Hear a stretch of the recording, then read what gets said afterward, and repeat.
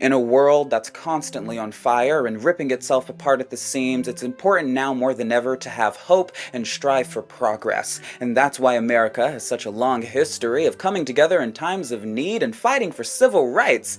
And that's why we only enslaved those hairless monkeys for 200 years and not 4, because when Americans see a problem, we fix it. Now, we may fix it like a straight couple has a baby to fix their relationship, but the point is that we try. It's just like during the Great Depression. How great does a country have to be to not only have a good depression, but a great depression? There might have been a little bit of starvation over here, a little bit of shantytown over there, but if I remember correctly, which I absolutely don't, that only lasted like 2 or 3 business years, and that extends to the current day, where there is no shortage of domestic or international issues for America to solve. One of the biggest being those brownish kids being blown up in that place that may or may not be a country, depending on how aroused you get by stealing things. Americans aren't just standing by and watching these people die, however. We're reposting videos and donating pocket change. And for anyone that still thinks that Americans don't care enough about Palestine, you can get bent, because during the last election, we blamed them for making the lady who was never gonna win lose, because Palestinians crawled out from the rubble they sleep under and used their foreign Middle Eastern magic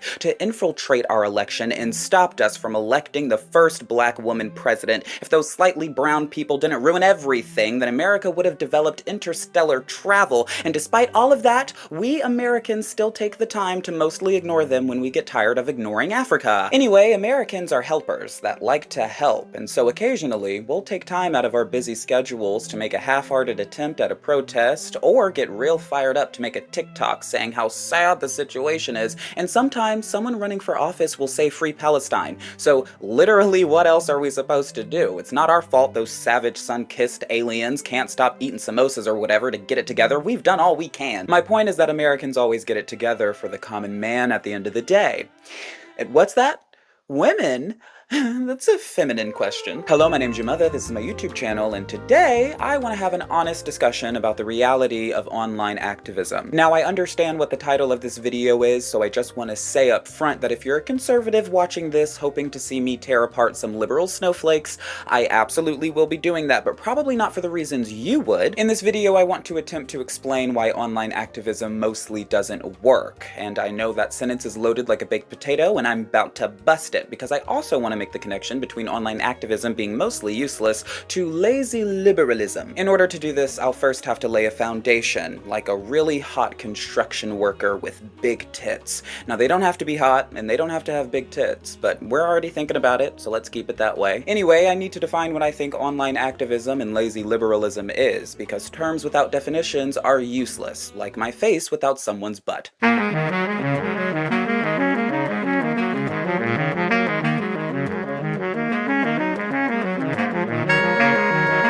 As humanity continues to look to the future and make advances in technology, it only makes sense that we've developed weapons of mass destruction that could literally end the world, and then given those weapons to countries who cannot stop getting in wars. But we've also developed things to fix those problems, and it's not a revolution, it's not a protest, it's not a march, but the internet. Billions of people across the globe, most of them poor and miserable, and still we have ways to help each other out because of the good old www. Back in the day, if you couldn't reach someone physically, then you couldn't help them. But now, because of the internet, we can actually try and help people that we wouldn't even know were suffering before. I've already been using Palestine as an example, so I'll keep going. For example, young Americans have organized systems to validate and verify GoFundMes. They've also gotten certain city councils to divest from Israel, and we've gotten a few national protests going, and none of that would have been possible without being on these damn phones. All being an activist is doing something. You have to get active. And a lot of Americans, in some way, shape, or form, got active for Palestine. And the only reason that a lot of them could do it is because they found out about what they could do online. And you're probably thinking to yourself, that all sounds pretty good, but that's not your style, ya mother. And you're right, because the problem isn't that Americans don't do anything. The problem is that we do the next worst thing, which is barely try at all. First of all, the specific group I'm referring to when I say validating and verifying GoFundMes is an organization called Project Olive Branch that was ran by TikTok 20-year-olds and was just as messy as you would expect that to be. I know this firsthand because I was very close with a lot of people that used to work in the organization, so I got a lot of information through several grapevines.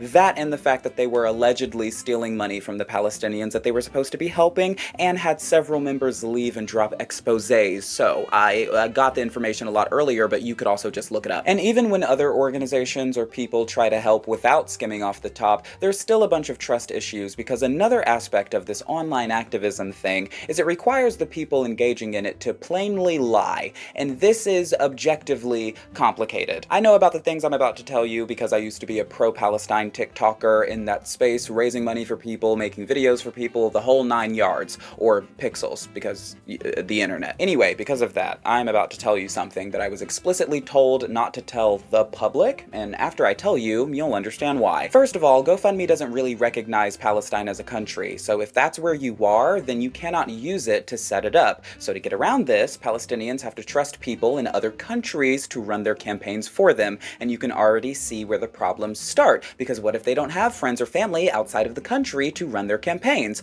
Well, most of them don't, considering that their travel is restricted, so they can't, and so Palestinians have to trust complete strangers in another country to run their campaigns. And this is why you'll notice that a lot of campaigns will have a different name between the person on the campaign and the person who set it up. And while you'll also notice right now that nobody who has ever made a video asking you to donate has ever brought this up, even though it seems quite relevant. When you see a video of someone asking you to donate money to a Palestinian, the likelihood that the person that you think you're giving the money to is actually receiving and handling that money is nearly zero. Oh, but just wait, because it gets much worse. You might have donated to a campaign before and seen the person meet their goal, and then boom, a couple weeks later, you see that same person with another campaign asking for even more money, so they're obviously a scammer, right? Well, since these Palestinians have to rely on complete strangers, a lot of times they charge a fee, so the person will raise $600,000 to save their family's life and only get 15, and that's a lot less. And that doesn't even begin to mention how often the person will just steal the money outright, meaning the Palestinian gets nothing at all and has to make another campaign asking for even more money and getting someone else to run it and hoping that they don't get all their money stolen again. And you're obviously wondering right now, well, why don't they just use Cash App or wire transfers or something? And dear viewer, Arabic people aren't stupid. Don't you think that if they had better options, they would be using them, seeing as the situation is literally life or death? Why would they choose to spend months to years raising money for themselves that they know is most likely going to be stolen? Also, the banks in Palestine don't work. That's a gross oversimplification, but the point is that you can't just send them money. Also, the economy is bad globally, but even worse specifically there, so your $100 donation means basically nothing when a can of beans costs $20 because of the inflation caused by the constant blowing up of everything. And just take a second to consider that if a $100 donation is next to worthless, then anything less than $100 is worse than worthless. And now it's obvious after you know about that why nobody talks about it with the public, because if that was common knowledge, then nobody would have any hope of getting any donations. And so why am I telling you this? It's because people aren't donating anyway. I used to do this full time, and I wasn't anywhere near the most involved of my space, and I am still intimately familiar with how many tears it takes just to get someone to donate $1. I would say it's like pulling teeth, but that would actually be easier because people don't expect to save up all their teeth and retire. They can buy more teeth with money. And to continue speaking of money, the people that are most willing to donate have already given all they can afford and are most likely poor themselves. Most of the donations that I would see would be from people saying it was all they could afford until their next paycheck, and it would be like that for months until one nice rich person would end the campaign overnight. We have to wring other poor people out like rags for the last of their rent money to maybe have a chance to save someone's life, and I personally think that's a much better mobilizer than "these people are suffering, please help," because look at Africa and the way that the entire world has never cared about the entire continent suffering, and why are they all of a sudden going to start caring about people because they're in a different part of the world suffering? They don't. And when people do donate, they rarely ever do it directly, and we'll go to an organization ran by the government. And for this specific issue, it's really funny to donate to an organization ran by the government that is causing the issue, that is making it so the organization has to exist. That and the fact that when you donate to any charity, only about 40 to 50% of your donation actually makes it to the cause that you're trying to support. And because it bears repeating, donating to the government that is responsible for the problem that you're trying to fix is insane. I think people need to face the harsh reality that we cannot help people effectively from behind our phones because there's problems with doing that we cannot fix with our phones, and because casual activism is convenient and breeds casual results. Older Americans who have more resources mostly contribute nothing and left all the work to 20-year-olds who could not be expected to succeed, especially in a nearly impossible situation. And those 20-year-olds were raised thinking that any problem could be fixed with an app or a website, and when those apps or websites actually don't work that well, we don't have anything else to do. And right now you're screaming, but what about the protests?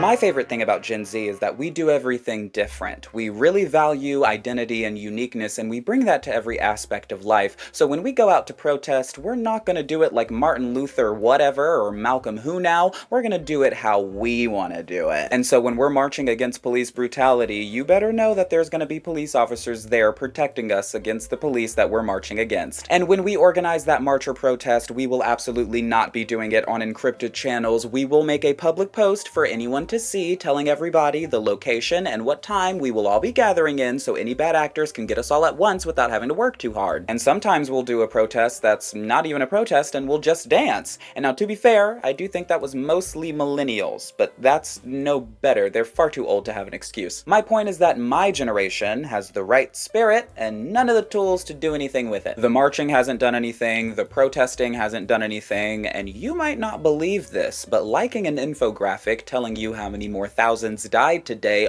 also isn't doing anything. And even if we were doing everything right, you don't just march or just protest. You're supposed to do other stuff at the same time. If all you do is plan the world's best week-long protest, then that's all you've done. You're supposed to protest until you get what you want. I cannot believe how many times people have planned a 1 or 2 day protest and then been surprised or disappointed when it doesn't work. And then when you explain to them that they're stupid idiots, they tell you, well, it's better than doing nothing. But is it? Is it better to burn yourself out doing some stupid bullshit than it is doing something that works? And it feels like you're talking to children and then you remember that most of them are! This generation can't do anything right and can't take any criticism because we're kids. Most of the oldest of Gen Z has only been adults for 6 years and 18 is not mature. So most of Gen Z is still very young and very stupid. Unfortunately, it's only young dumbasses that seem to want to make the world a better place, so we have to work with what we have until we have nothing left to work with because we're all getting older. This is unrelated, but has anyone ever considered that the reason why progress seems so slow and seems to go backwards sometimes is because we rely on the least capable of our society to improve it? Because we're all young and dumb and want to make the world a better place now, but we're gonna get old and all we'll care about is us and whoever's boofing our behinds,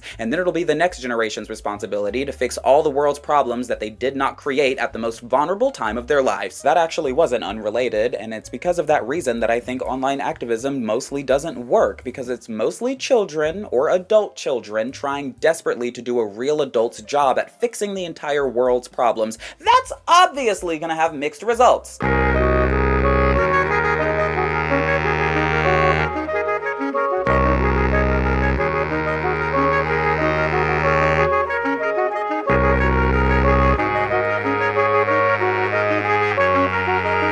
Okay, so for this section, I want to talk a little less theory and a little more real life. And so in real life, you have conservatives and liberals. And as everybody knows, there aren't any other options. Anyway, the conservatives want Handmaid's Tale presented by X videos, and liberals want Handmaid's Tale presented by Starbucks. The real difference between a conservative and a liberal is who's going to be racist to your face. A conservative, for example, will burn the cross right on your front lawn so you know where not to live. You won't know that you shouldn't have lived next to a liberal until you try to walk your your dog at night and you get shot because they thought you were Candyman. If he wanted us to see him at night, he should have smiled. With the internet, this is pushed even further because we don't have to see each other or talk to each other, so liberals don't have to do any of the things that they used to do in public to seem like good whites. They don't have to remember how many black friends they have or if they voted for Obama. They can just make a $1 donation, and the feeling they get from that useless action carries them all the way to donating hundreds of dollars and volunteering for a presidential candidate that's only running so they can go on a book tour after they lose. Liberals have only ever been a money machine for the Democratic Party. The Dems don't listen to their base, they don't push popular candidates, and they're allergic to strategy. And still, the Dems can get any average middle-class liberal to donate a few hundred so they can feel like they won, even though that same money could have been spent maybe saving someone's life, or that money could be spent on a lot less important things, but things that would still matter in the grand scheme.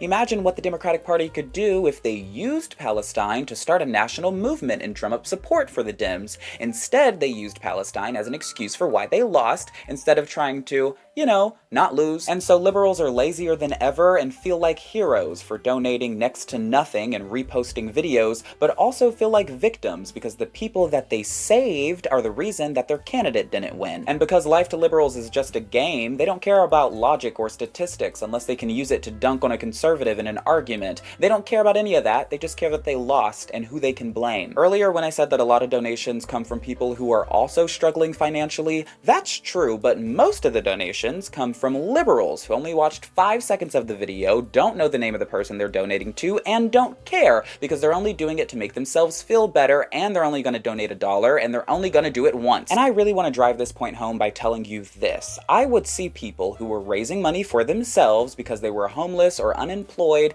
I would see them get jobs and then start donating money to Palestine or another cause, because that's how devoted poor people are to these causes. But the average middle-class liberal can't be bothered to donate anything more than whatever pocket change they found between their couch cushions. It's not just the fact that liberals are lazy and barely donate anything, it's the fact that they barely donate anything and only do it once. I would see people again who were unemployed, homeless, recently housed, giving hundreds of dollars out of every single paycheck that they could, knowing that they were between paychecks or that they were just homeless last week, donating to people in the Congo, donating to some charity or cause for. Do you understand? Do you get this shit? And there were a lot of reasons that I had to stop raising money for people. There were a lot of reasons, but one of them was this. When you start helping people, you start realizing how little they deserve it. And I'm not talking about the Palestinians or people in the Congo or whatever. I'm talking about the people helping. The people helping don't deserve the feeling they get from feeling like they're doing something, because they deserve to know that they're doing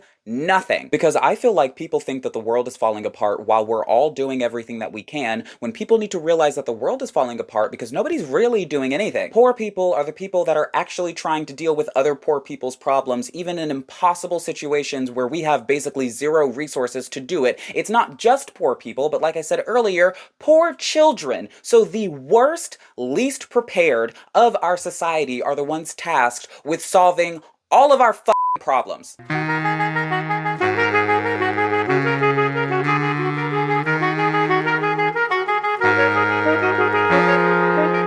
This video is getting long, so let me get to the conclusion. I don't want to make it seem like there's nothing we can do or like the situation is completely hopeless. I think the situation is really bad, but I don't think there's nothing we can do. I don't think it's unfixable, especially if we start doing things correctly. But first, to do that, we have to stop lying. I don't want the takeaway from this video to be that you shouldn't donate to any causes, because being a human isn't only about doing things if they work. A lot of times, it's about doing something because you want to do something and you want to help, and it's the only thing that you can do. And if you would like to try and help someone that is in Palestine or Congo, mostly the only thing you can do at this point in time right now is make a donation online, knowing that most of the donation won't make it. And with that said, I think it does a disservice to everyone to live under a false sense that we're helping more than we are. We need to know that what we're doing right now isn't doing anything, and that the people that need our help are only accepting how little of it there is because there's nothing else. I'm not telling you these things so that you give up or that we all give up. I'm telling telling you these things so that we can stop doing things that don't work, because I know firsthand that this stuff doesn't work. It's not mitigating damages, it's not harm reduction, it's not a band-aid, it just doesn't work. And in a lot of cases, it actually causes harm, because there's people out there that are young that could be putting their energy into doing something that actually works, who are burning themselves out doing a bunch of bullshit, and then will never get back to wanting to help anybody ever again. And again, this is because we're trying to do it mostly online, because those are the tools that we have. If you're really young, you're not told how to go out and march or protest effectively. And a lot of the people online that are giving you tips and tricks on how to do it only want to go to a protest so they can do a freaking photo shoot. It is really hard to find people across the board of any demographic that have a genuine interest in actually changing the world. It's even harder to find people that aren't super old. And there's nothing wrong with being super old. I'm not completely ageist. However, it's a lot harder to be motivated by someone who doesn't look like you and isn't your peer. And I don't just mean with international issues, it's also a domestic issue. If the government doesn't want you to do something, they're gonna stop you. Martin didn't die of natural causes, neither did Patrice Lumumba. The point is that if the government doesn't want you to do something, they're gonna stop you, and we can't fight against that from the For You page. If you want me to give suggestions for what we should do, then I would say 1, the ability to identify problems is not the same skill as being able to fix them, and 2, luckily we don't have to rely on me, because people like Martin whoever and Malcolm what's-his-name have written books, given speeches, interviews and stuff. People like them have given us a whole blueprint of what to do. We don't have to come up with new ideas. We can just execute on the ones that weren't fully realized. We already know how to protest and march. We just need to do it right and stop letting 20-year-olds and teenagers be responsible for fixing problems they didn't create. I really hope you liked this video. If you would like access to exclusive reviews of random shows or just want to support the channel, you can go to the Patreon or become a channel member. I've been your mother, and y'all have a good day. Okay, let's see if I can say this. I just picked my nose. Gross ass bitch. Because Palestinians crawled out from the rubble they live under to... What did they do? Woo, mama. If only that was the whole video. And I did it in one take. Mama, you better work. How do we feel about this outfit? I don't like it. I don't. You better get into it. I spent all my life on a search to find your love who's ain't for eternity, and to feel my need, but then I turn around again, lies knock me down.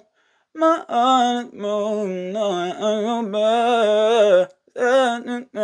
Love when I am, yeah. Ooh, yeah. Lipstick is dripping. Oh my god. Came through dripping. Drip, drip. Can you believe he got out of jail? Anyway. Remember, I used to do this full... Remember, I used to do this. Remember, I used to do this. Why is this so f***ing hard to say? God damn. Remember, I used to do this. Remember, I used to do this. Oh my god. Remember, I used to do this Why can I f***ing... Remember, I used to do this. Why can I used to do this? Used to do this. Remember, I used to do this. Remember, I used to do this. Remember, I used to do this. Remember, I used to do this full time. Why can't I f***ing say this? Oh my god. Remember, I used to do this full time. I'm gonna have to rewrite this. I can't say that.